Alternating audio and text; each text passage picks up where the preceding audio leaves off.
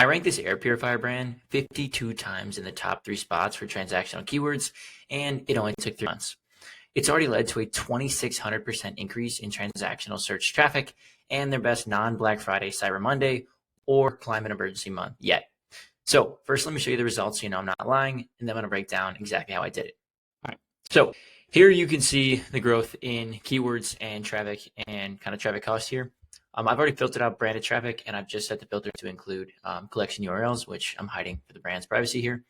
But you can see, like, just we're going to do it like a 189% increase in keywords, previously from 18 in June to 52 in July. Traffic increase of 2,600%. Traffic cost increase of 3,500%. Okay. Now, here's some of the keywords: allergy air purifier HEPA, air purifiers for allergies, formaldehyde air purifier for cat fur, allergies again, allergies, smoke, allergy again, allergens, basements. Okay. So I'm going to get into all the kind of, I'm not going to tell you every single keyword I targeted, but I'm going to give you a rundown of how we thought about them. And then I'll get into kind of how we actually built out the pages. Okay. So we started working with this brand in, I think, February of 2025, so this year. And for the last few years, they had done SEO both in-house and with agencies. But the main strategy they'd been executing was content. And this worked for years, quite frankly, up until like end of 2024. They were amongst the thought leaders in kind of air quality and air purification. Online, they outranked dozens of websites like Healthline, WebMD, like medical journals, all these kinds of big platforms. They were outranking them, and their content was good enough to do so. It led to hundreds of thousands of organic visitors each month. I think consistently peaking around between like 80 and 120 a month for many years. However, 2024 came around in SEO. Google started to roll out AI overviews. Users switched their informational queries to Gemini, ChatGPT, other AI tools for kind of informational queries. And the brand's organic traffic slowly started to drop. Okay, it wasn't all at once. It was kind of a slow decline, and then all of a sudden, very, very rapidly. They'd written about 600 blogs over the years, and pretty much all of them had experienced at least a 30% decline in traffic. Many of them were pushing like 50, 60% drops, unfortunately. Again, all of this happened pretty much as AI overviews started to come out, and then the big drops came as AI overviews were rolled out to all Chrome users, especially in the United States. So the strategy they'd been crushing for years and been kind of building their brand with no longer worked. Okay, they had established themselves as the thought leader in space, which was great. Definitely not a KPI you can really measure unless you think about like share of voice. But when they reached out, they were looking for something different. Okay, blog traffic wasn't working. They needed to pivot. Now, when I saw the brand and I looked at like their collection pages, a light bulb went off in my head. Right, I know, like living in Los Angeles with the wildfires in LA, air purifiers have become obviously like kind of a staple purchase amongst like all of my friends in their apartments. And I knew when they only had, now this is kind of maybe a narcissist, or I don't know. It's not a great way of looking at things, but how I saw it through an SEO lens was we can create a bunch of air purifier collections to target various use cases, right? They wanted to rank for air purifiers, but that keyword gets like, I think it was like 200,000 or 300,000 searches a month. And I think at the time they were ranked like position 50, okay? As a service provider, it is going to take me forever, and like forever, I mean like probably 6 to 12 months minimum to get them into the number one spot for air purifiers as a keyword and get them ranking number one and like actually driving revenue. Okay, I don't have 6 to 12 months as a service provider for like they're not going to wait 6 to 12 months for me for that to maybe happen. Okay, so I need to find them wins faster. So I flipped kind of this on its head and I said, okay, let's build out air purifier collections for various use cases. Unfortunately, my first thought was wildfires, but then I got into, allergies, smoke, pets, different kinds of pets, cats, dogs, for kids, for different bedroom, like different rooms in the house. So like kitchens, basements, bedrooms, family rooms, living rooms. And then I even got into like square footage, 200, 300, 400 square foot rooms all the way up to 1,000. Okay. So as I laid all these collections out, I think it came out to like 40 something collections, right? When I had the kickoff call with the brand, which was like 3 days after we signed the contract and agreed to move forward, my point of contact was like super excited about this. He's like, yes, this is exactly what I've been wanting to do. This is awesome. Like, I can't wait to get started. Got on board with the rest of the brand team. They were a little bit less receptive to it. Okay. It took a while to get buy-in, mostly for the fact that they'd been writing blogs for years and it had been working. And I was coming in with this new strategy, and they were like, "Well, we only sell the same air purifiers. Why are we reframing it as a bunch of different things? It's gonna seem duplicitous or manipulative to customers." So after a few back and forth conversations, I was like, "Look, we don't have to add all these to the main menu, right? Because if we add all these new 40 collections to the main menu, of course, customers are going to click into their use cases, and they're going to very evidently see that all the products are the same, and it is going to appear duplicitous, right?" So I was like, look, we'll build out the collections. We'll get really creative with internal linking. We'll do some stuff in the footer. We'll do some stuff like internal linking on the homepage. We'll build out an HTML sitemap. That way, all the pages can crawl very efficiently without you having to mislead or, seemingly mislead customers. And again, we're not misleading customers. We simply built landing pages for their use case that they are desiring. Okay, it's not duplicitous in any capacity. It's just, quite frankly, it's a little bit creative, and it's not something a lot of people do.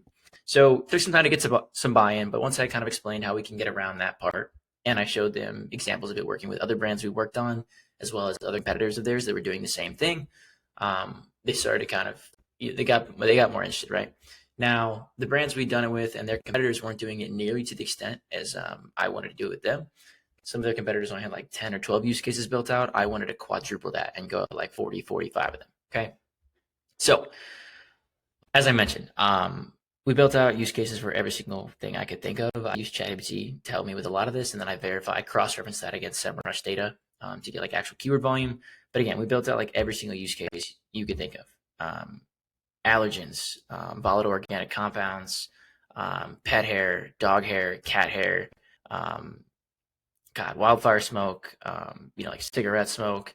We had also built out collections for different rooms in your house. So bedrooms, basements, kitchens, living rooms. I think those are the big ones for rooms.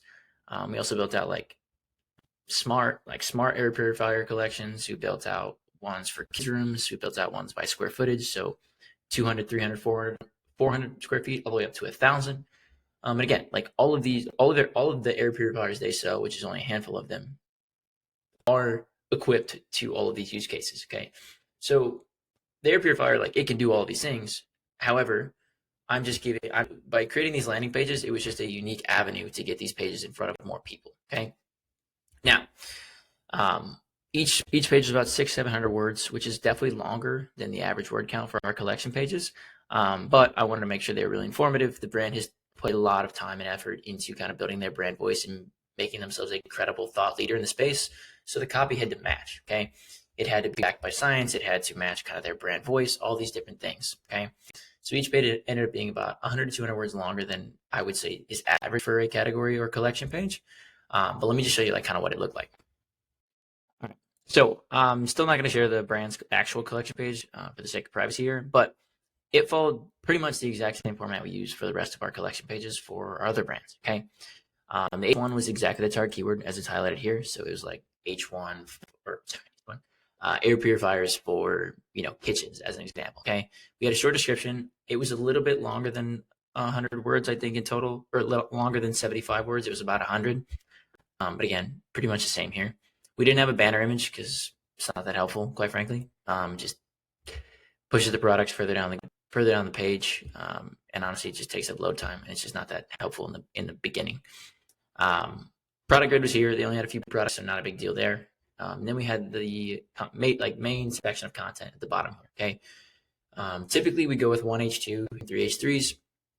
However, for this brand, just to kind of match their thought leadership, we wanted to make sure like all the content was really dialed in, and we kind of mentioned all the unique selling points, as well as like we had backed up kind of what we were like each use case with scientific credibility. Okay. So we had 1 H2, and I actually think we ended up going with like 4 or 5 H3s.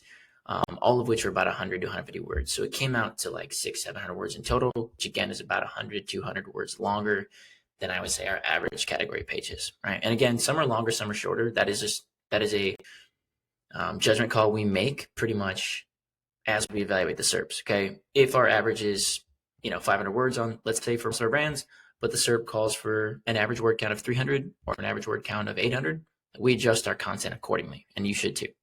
So 4 or 5 subheadings. We did internal links here. So like if we were doing the air purifier for kitchen page as an example, we would link to other rooms in the house. So like basements, kids' rooms, bedrooms, as an example. Okay. And then all of the 40 plus sub collections we built out also linked back to the main air purifier collection, which is kind of like, that's like the goal keyword at the end, right? It's like 200,000 searches a month. It's going to be probably a huge transactional keyword for the brand once we get there. So we wanted to make sure, we wanted to build as many internals to that main page as we could, while also picking up these other opportunities that, kind of being ignored. Now, we also supplemented this page with FAQs. Now, traditionally speaking, we've not done a lot of FAQs, and that has been primarily because FAQs, at least in my opinion / experience, FAQs were a bit of a cop-out for a lot of agencies writing, optimizing content on collection pages, right? They would just like add a bunch of random FAQs to a collection page and call it optimized. That strategy wasn't working. It still doesn't work if you just blankly put only FAQs on there. However, I have found if you add this kind of content plus FAQs, they actually perform really well, right? So FAQs were easy for agencies to do because like you could just go to the people also ask section, add your 4 FAQs, and you could just tell a client they were optimized. And I didn't like that, so I didn't want to like align myself with it in any capacity. However, when you're selling anything in like what's called like the YMYL niche, which is your money, your life. So like anything medical, health, fitness, beauty, anything like that. Like people are going to have a lot of questions. They're either putting it in their body or on their body, or they're doing something with their body with it, and they want to make sure it's safe, right? And no point in history has that been more true than it is now. I think especially post-COVID, like everyone is hyper skeptical of anything going in or around their body, right? So FAQs actually are very helpful when you're selling products like this because they can reduce a lot of friction if you really improve your conversion rate and get more customers. So we used a blend of FAQs, I think it was like 5 or 6 in total, of people also ask and relevant customer service inquiries. So like if we're talking about like air purifiers for like wildfire smoke as an example, like we used FAQs that were a blend of people also ask from that exact keyword, as well as CS inquiries we could find people like using them for wildfire smoke or asking about them, right? So we blended Google data with kind of their CS data to get a nice mix of FAQs, and honestly, they've been performing really, really well. As I showed you like the rankings earlier, like these pages are crushing, right? We built 40 of them. I'm pretty sure all of them have at least one keyword on page 1 now, which is sick. And we didn't reinvent the wheel, right? Like this is not some unique page type, I've just built out. Like same one we use for all of our brands, which is why it works. We're going to keep using it till it doesn't. Yes, it's a little bit longer, a little bit different than what we traditionally do, but that's kind of what the brand and the niche they were in required. So we made adjustments on the fly. And now they've got 50 plus top 50 rankings, their best organic search revenue month ever. And we've even seen a 63% increase in AI referral traffic since we implemented the strategies for the last 3 months, right? 63% increase in referrals, 109% increase in page views, and 65% increase in total users, mostly from ChatGPT, some from Perplexity, and kind of the remaining bunch from Gemini, with a couple others from various referral platforms, right? But this strategy is working across the board, and it's working because we've got unique use cases for every single brand or every single kind of product type out there.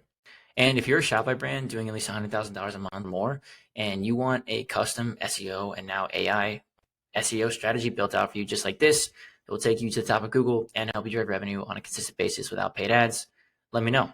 Book a call in the link with me in the description, and I'll talk to you there. Peace.